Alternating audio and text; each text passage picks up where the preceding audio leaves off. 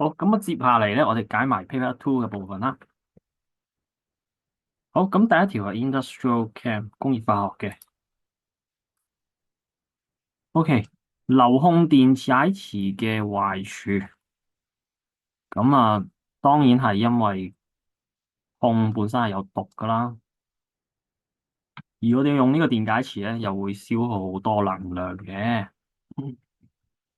咁所以我哋就答翻話，我哋用咗有毒嘅汞啦，同埋消耗好多能量啦。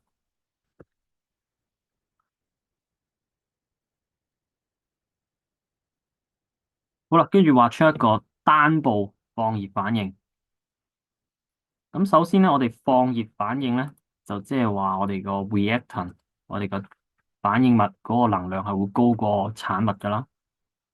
咁所以咧，我哋就先畫出個起點同終點先。起點喺呢度，終點喺呢度，因為放熱反應嘛。跟住係單步嘅，所以佢應該係得一個風啦。咁樣啦。咁我哋標記埋我哋 Y 軸 X 軸係咩嚟啊？呢個 reaction coordinate 啦，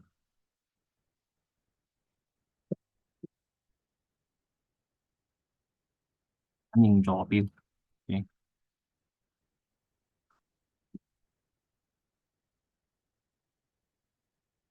咁佢話加入一個負向催化劑，咁其實咧即係力會令到 activation energy 變高咗嘅。咁我哋將佢咁 label 翻呢個係加入咗負向催化劑啦。呢個負向催化劑，咁啊記住頭同尾係唔好喐佢，咁就 OK 啦。好，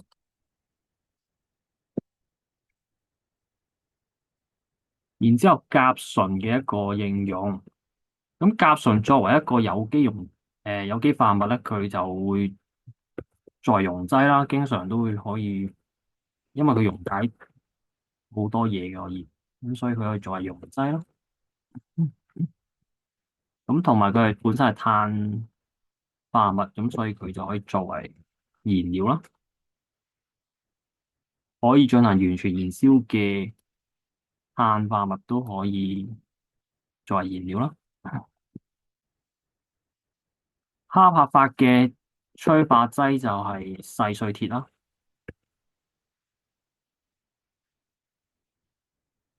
跟住然後呢個分布曲線 Maxwell-Boltzmann distribution curve，okay，解釋翻個溫度嘅影響。咁我哋要畫翻個 Y 軸同埋 X 軸，呢個係個 Ke 啦，kinetic energy 啦。然之後呢個 number of particles 啊，粒子數目。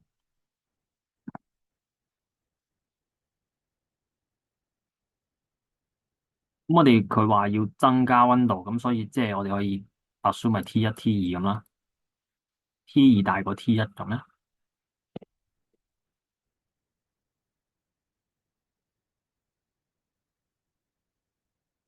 咁我哋畫一條 distribution，咁呢個係 T1啦，我哋。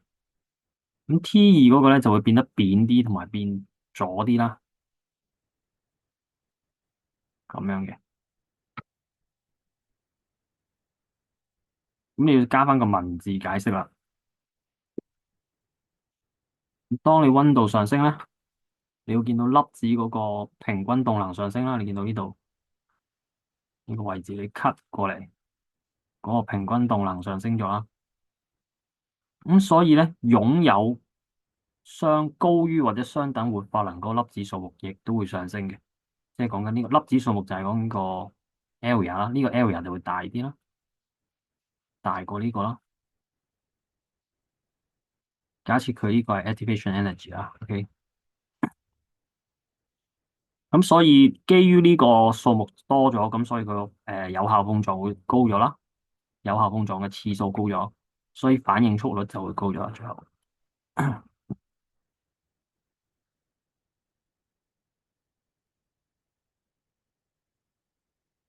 ，OK。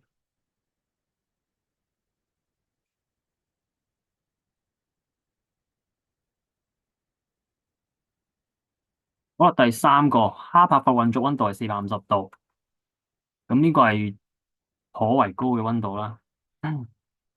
咁既然我哋用咁高溫度咧，我哋可唔可以話我哋嘅反應就係一個吸熱反應咧？咁就係唔得嘅。我哋用高溫嘅原因咧，係因為想令到個反應速率提翻高啦。咁但係高溫操作唔一定證明嗰個反應係吸熱反應嘅。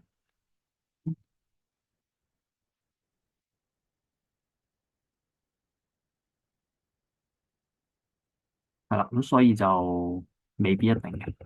咁哈帕法嗰啲氮啊同埋氫係點樣嚟嘅咧？就氮你就係從呢個液體分流啦，液態氣體分流法啦。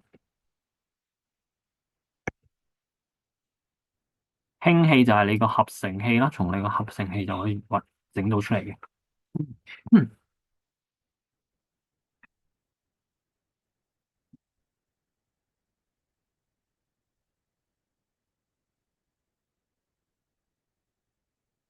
，OK，跟住睇下呢一條啦。嗯，咁第一個就要畫翻個能量圖啦，又係能量圖。咁我哋嘅能量圖，我哋要標記個 X、Y 軸啦，定反應坐標同埋能量。然之後佢係一個放熱反應啦，所以佢嘅起點係會高過佢嘅終點啦。然之後佢有兩個 EA 嘅，forward 嗰個 EA 啊，EA 一；backward 嗰個 EA，咁啊 EA 負一咁樣嘅。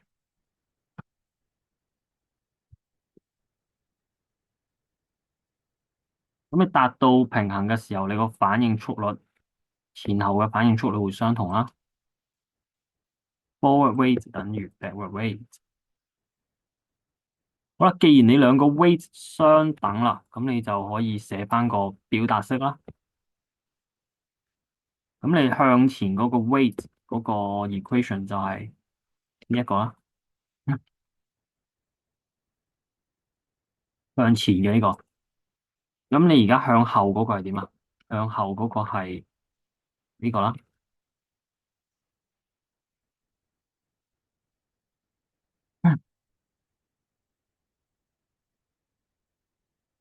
咁所以你嘅 K 一 K 二嘅表達式就應該係咁樣。K 一 K 負一，sorry。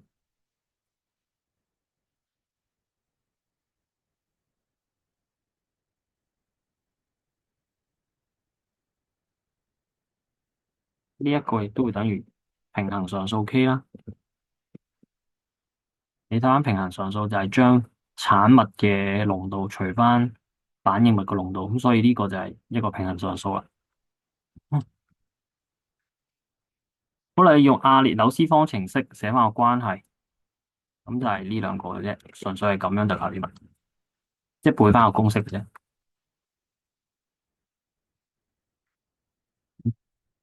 嗯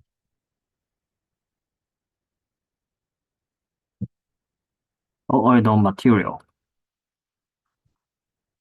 物料，什麼種類的聚合物可以製作聚酯？咁個單體就係酸同醇啦，咁你要每個單體都要有兩個咁嘅官能基嘅，所以你要二酸同二醇啦。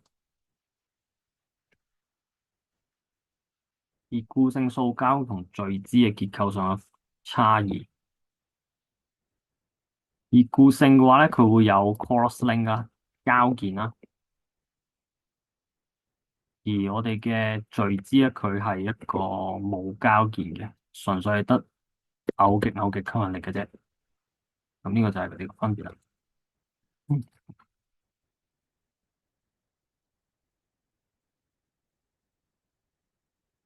咁問啲應用都係照單執藥嘅啫。咁有咩性質令到佢適合做電插座？咁有電你梗係要絕緣啦。咁同埋你有電咁可能會有熱產生出嚟啦，因為電線可能會有啲興啦。咁所以你隔熱之餘咧，亦都要絕電，絕緣之餘咧，你都要絕熱嘅。OK，兩可以被生物降解嘅塑膠點樣製作？咁其實咧，你就只需要將啲生物降解物質加入個塑膠度啦，咁就可以製作到。嗯，因為你有嗰啲物質咧，你就可以俾微生物分解。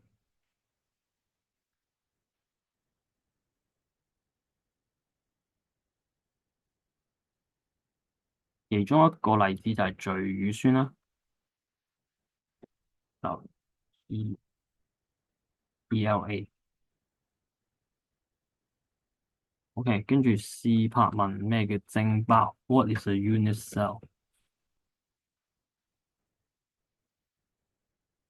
cell？Unit cell 係一個最小單位啦。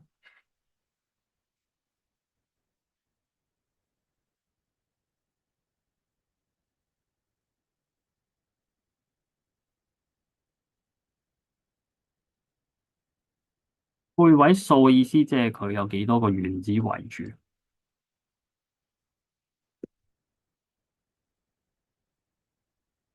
咁呢個係12，配位數呢個係12啦，呢個係8啦。跟住呢個係黃銅啦。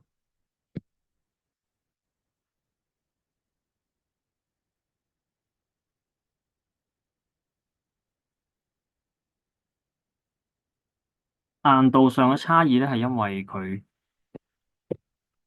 睇翻嗰個滑動嘅時候有冇破壞到啦。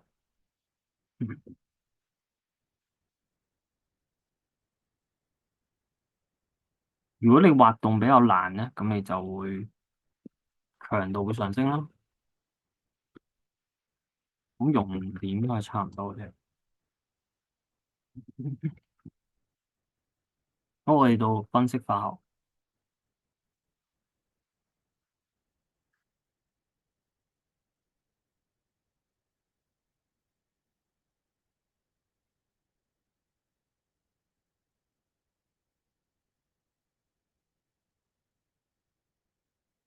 嗱，呢個咧就要小心啦，你唔可以直接進行染色試驗嘅，因為你係 solid state 兩個撈埋，所以咧你要做啲嘢嘅，你要加入 H2SO4 啦。咁加入咗之後咧，你就會產生咗 CaCO3啦，CaSO3，SO4，sorry，CaSO4啦。咁呢個係不溶於水嘅。然之後咧，你要將佢過濾咗先啦，過濾咗個樣本，咁你就可以移除咗個 Ca 二正噶啦。喺呢個時候咧，你先至再蒸走晒啲水啦，蒸走晒啲水，然之後再進行染色試驗，或者你直接攞佢個 solution 都 OK 嘅，進行染色試驗，咁先至可以做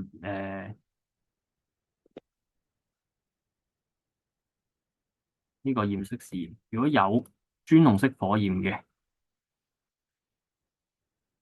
你就證明咗有 Ca 二正存在啦，係即係直接攞呢個沉澱物樣本過濾出嚟就 OK 啦。你係想同呢個 NaCl 分離嘛？Na 證據會有 golden yellow 啦，如果係進行染色試驗嘅話。咁所以咧，你要將佢做個分離先嘅，唔分離咁直接做咧就冇啦。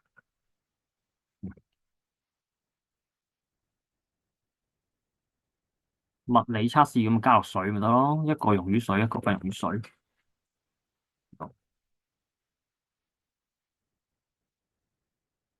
同一個 RF 咁係咪就代表兩個物質係同一樣嘢咧？咁唔，因為咧佢呢度用咗兩個唔同嘅流動相啦，咁所以就唔得啦，因為你要兩個實驗相同，你先至可以做呢個結論噶嘛。你要兩個實驗個流動相同，個固體相、固定上都要一樣嘅，咁嘅情況之下出到個 RF 係一樣嘅話咧，咁樣先至係相同物質啦。如果唔係嘅話咧，都未必係嘅。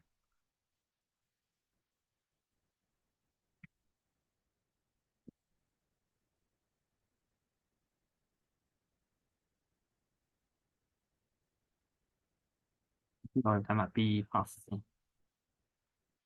B part B part 做緊咩啊？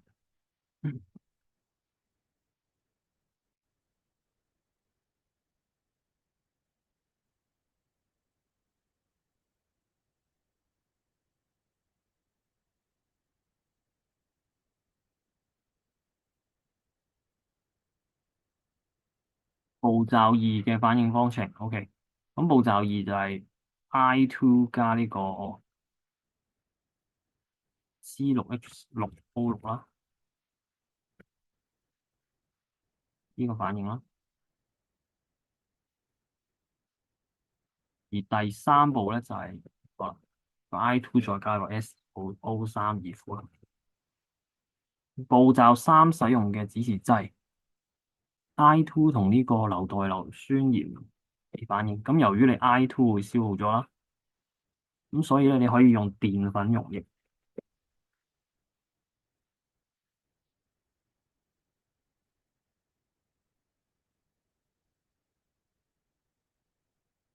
咁啊計算步驟直接 cap 俾你哋。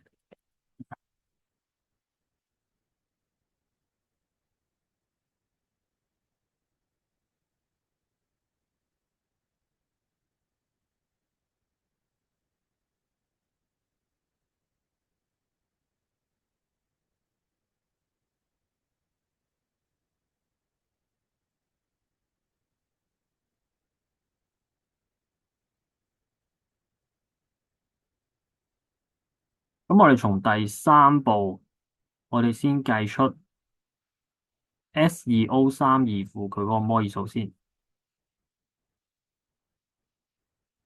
係啦，因為你有 S2O3 二負嘅濃度啦，同埋佢嘅體積，咁你計翻佢個使用咗嘅摩數先。咁你由於你呢度係2:1啦，所以你要將呢個摩數除翻二，咁你先計到 I2 個摩數嘅。咁你加入嘅 I2 咧就係10 cm³乘以0.2 m 呢個摩數啦，initially。咁所以你個 mole 真係反映咗嘅 I2 嘅 mole 數咧，係應該係呢個數目減翻上面呢個數目，即係原先嘅減剩翻嘅，咁就會計到第二個反應呢度，佢嗰個 I2 嘅 mole 數啦。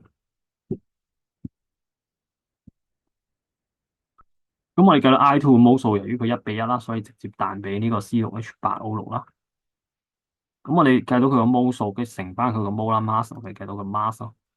跟住個 mass 就除翻個樣本嘅質量，咁呢個樣本質量係3 gram，再乘翻100%，咁就係質量百分比啦。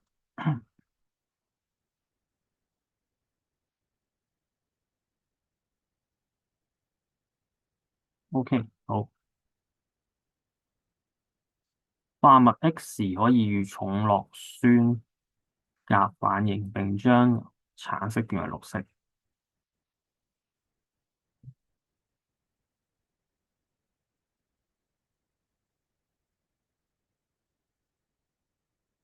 咁呢個打錯咗嘅，呢個應該係148嘅，咁應該係148。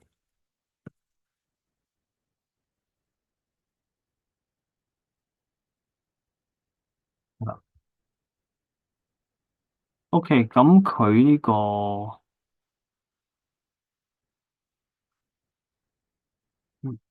C1，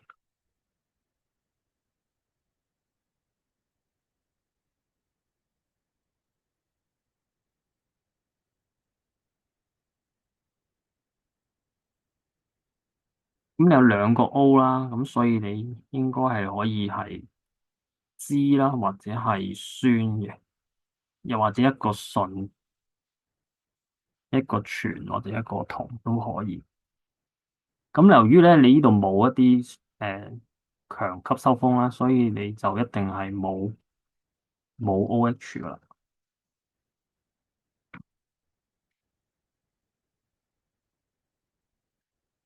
既然你冇 OH 咧，咁你就只可以係酯啦，或者純 sorry，鍮啦，或者呢個銅啦，或者銓。咁結合埋第一個去睇咧，咁如果其實齋睇第一條資料嘅話咧，你就應該估佢係一啲可以進行氧化作用嘅嘢啦。咁我哋可以進行氧化嘅就只係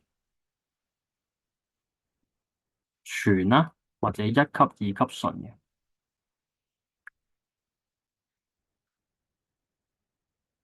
跟住結合埋紅外光譜啦。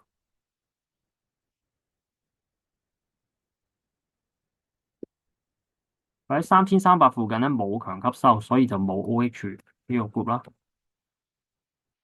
然之後1700咧有一個吸收，呢度有個強吸收，咁所以咧應該係銓嘅。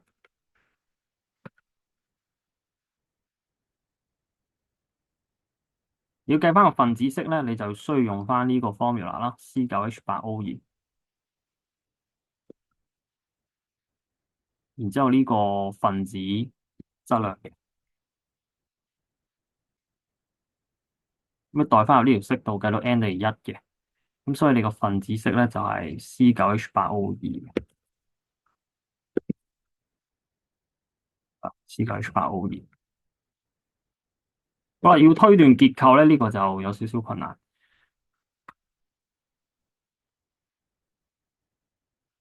咁佢有77呢一個峰啦，77呢個峰喺邊度嚟咧？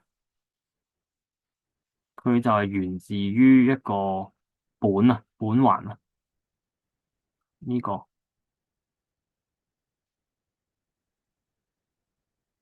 苯環，你計翻佢嘅數目係六乘12+5，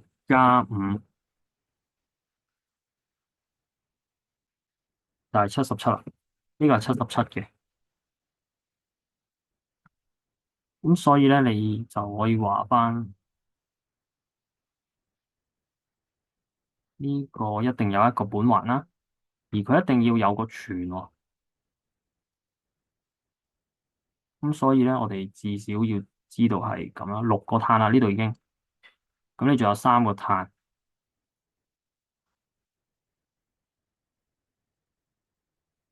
咁呢個兩個 O 你一定其中一個要係醛噶啦，咁所以咧你一定有一個係咁樣啦，咁你仲有67，仲有2個碳，sorry，仲有1個碳，呢個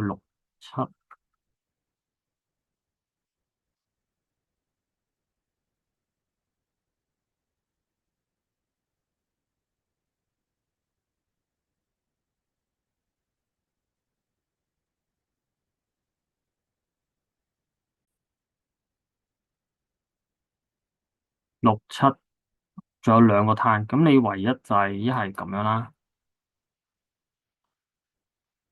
一係咧就咁樣，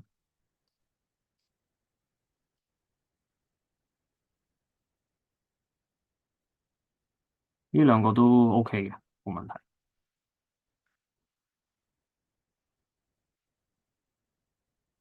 係啦，咁呢個就係答案啦。好，咁卷二部分都完成噶啦，咁我哋就停咗呢度先。